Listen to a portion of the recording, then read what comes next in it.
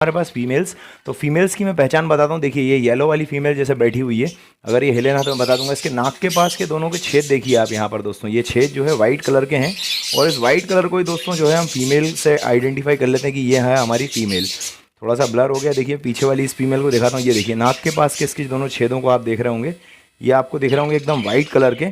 तो ये दोस्तों हमारी फीमेल कहलाती है। और मेल जो है जनरली देखिए यहाँ पर इसकी जो नाक के पास के सिरे हैं वो ब्लू कलर के होते हैं।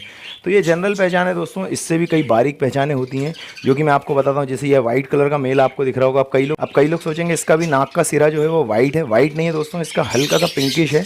तो अगर आपको वीडियो में दिख पा रहा होगा तो बहुत अच्छी बात है। देखिए ये पिंकिश रहता है, मतलब जो